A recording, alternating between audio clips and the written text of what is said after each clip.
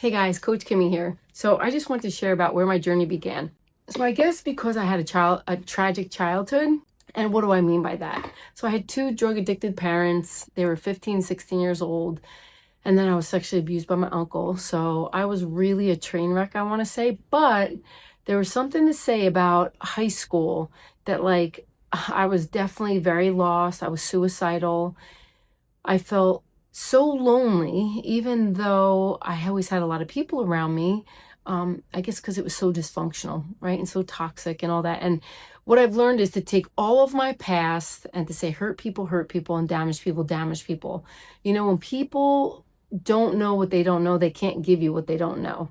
So when they're broken and shattered, of course they're going to break and shatter you, and not on purpose, and it's not intentional. So once I really learned that, I started to get better, but I was much older when I learned that. But looking back, I was such an emotional roller coaster that I wanted to be a gym teacher or I wanted to be a hairstylist. What was nice though is like when I was young and I go in the backyard and play. So we lived in a Kenwood Apartments in East Brunswick, and there was a big lake in the middle of like these apartments with like punks. I remember punks back then. And I'd sit on the back porch, and it was kind of right next to that lake. And there was a big weeping willow tree that I remember it was on the other side of the lake. And I just remember loving to be under that tree, thinking like there's somebody protecting me, somebody over me, or somebody that loved me, you know? So I'd play underneath that tree all the time. But then I would come and get my Barbie doll. So the one great thing was I had Barbie heads. I'd play with their hair. I'd put makeup on them. So as a young girl, I started to disconnect from the toxic environment that I was in.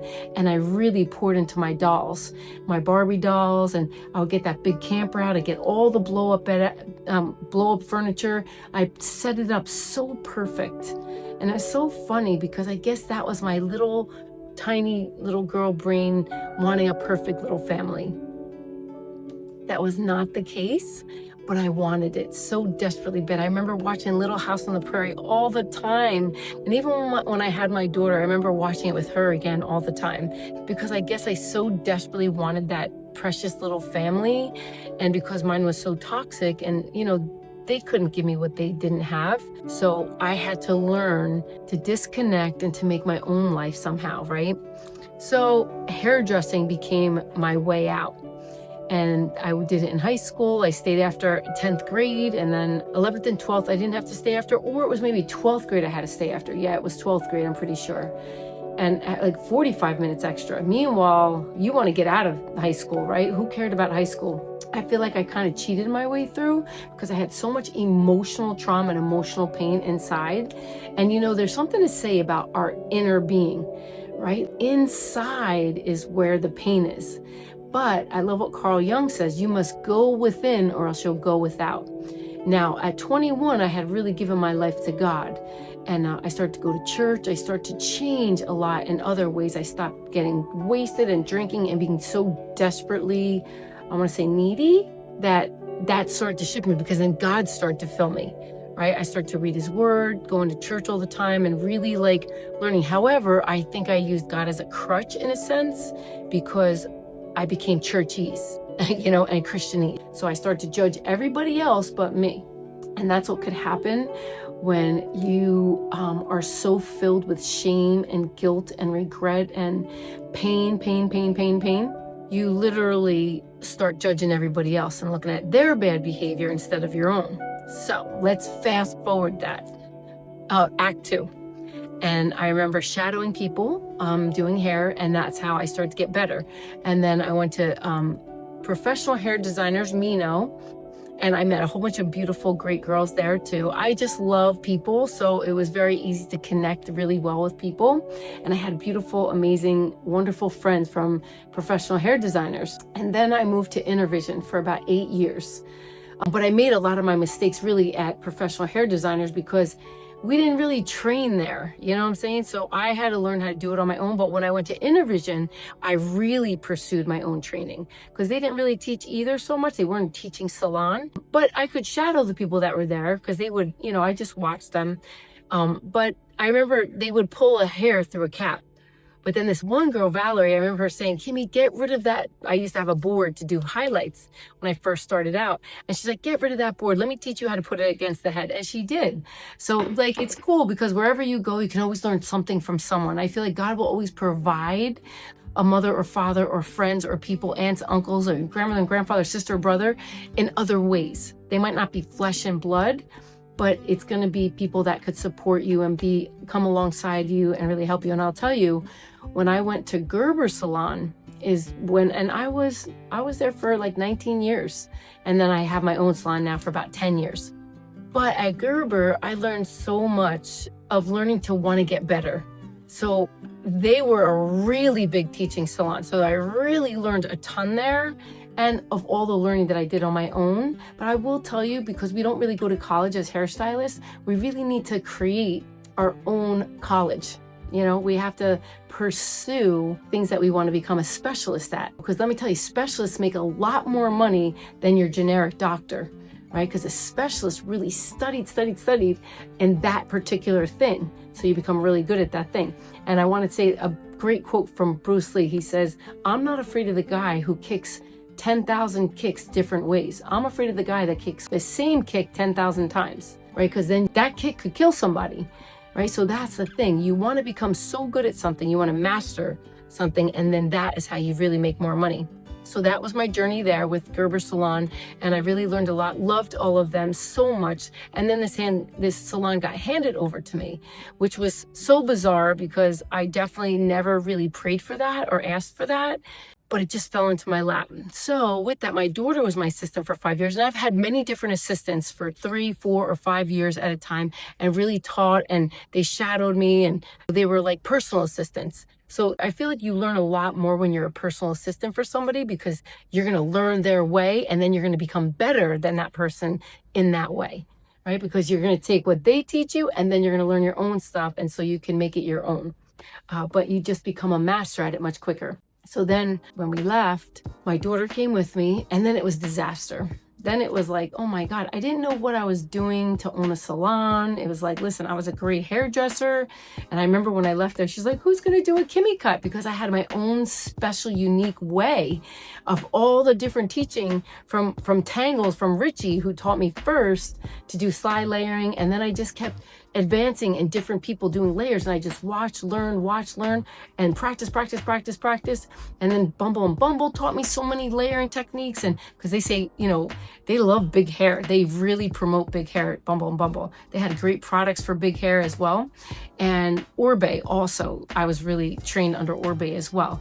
And Dad and Goldwell, I've done Goldwell. I've done so many countless color lines and haircutting specialists that are so awesome and great.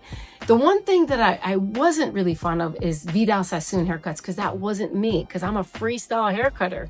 But I still love a pattern. And actually, one of my girls, Jessie, she was my personal assistant for 5 years too.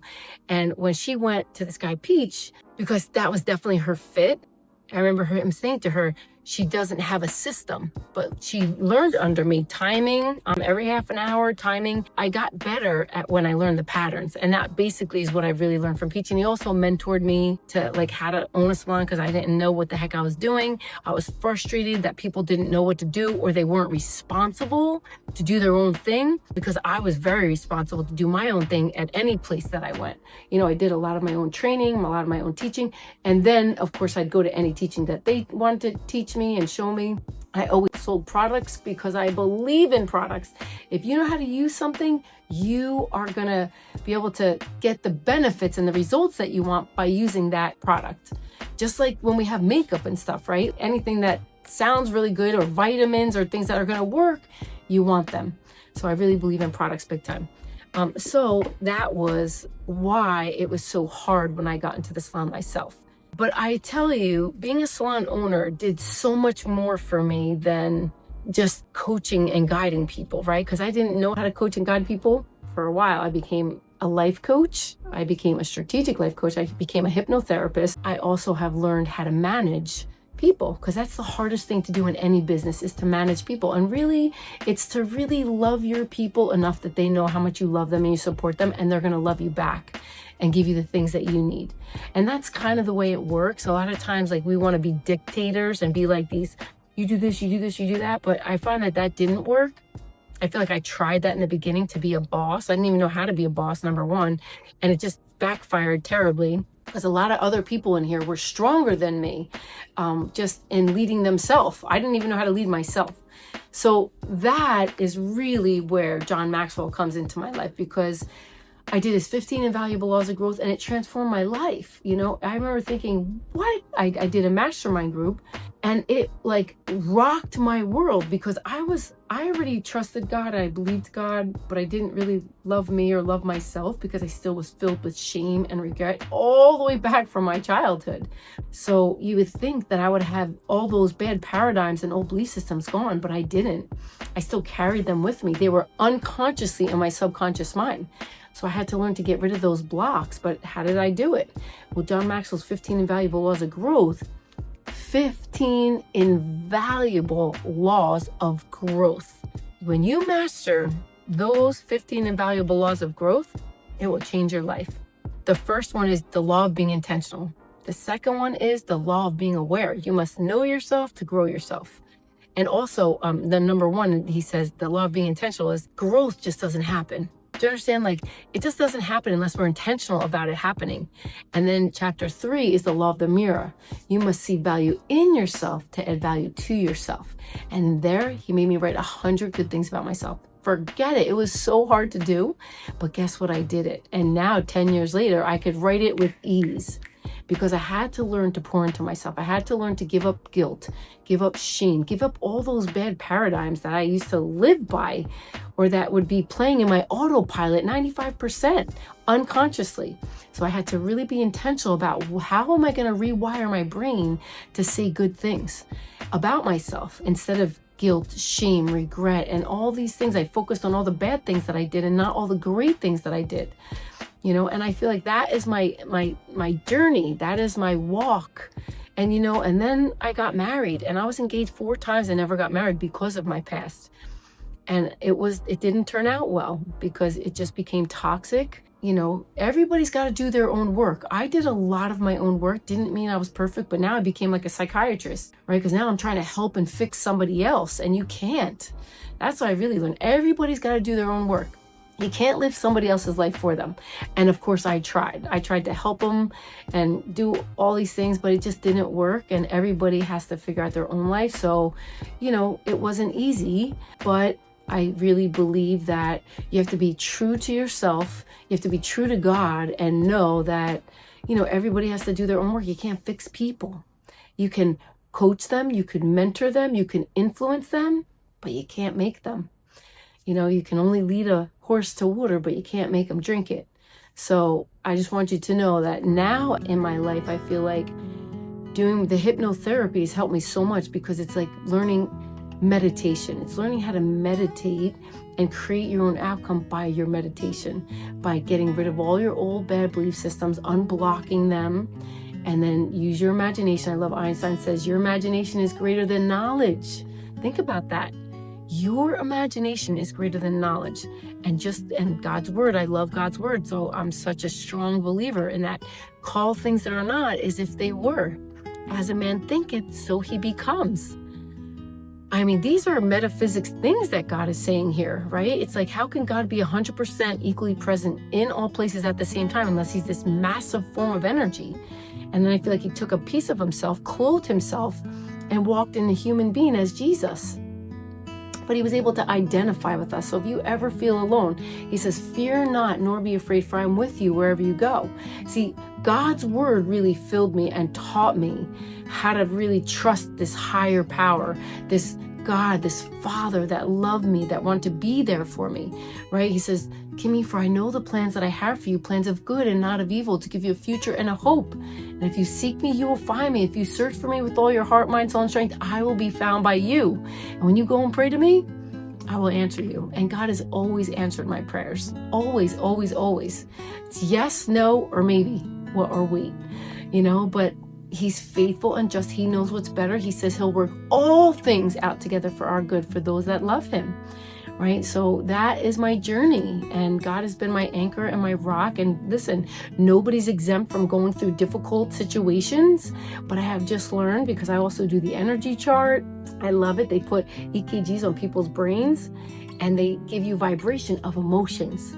Now listen, we live by emotions. So this was so important for me to see, because it helped me shift and change, to learn to get out of fear, to learn to get out of anxiety and stress and worry, because they're very low vibration emotions, which will take you very low into depression. Just so you know, those low guilt, shame, regret, bitterness, feeling like a victim, it's all low vibration energy. So when you put those EKGs on and you feel those emotions, they take you super low. Love is at 500. So if you want to start to really be love and start being loving, and love says no, guys, just so you know, boundaries is loving. A lot of times people think, oh, well, if you don't do this or you don't do that for somebody, you're not loving them. No, that's not true. Nobody deserves abuse. Nobody. So you need to say no to abuse, because that's loving somebody. That's stopping somebody from doing something they shouldn't with your boundary. That's why we have fences around our house, to keep enemies out, right? We want to protect ourselves. We want to have healthy boundaries around ourselves.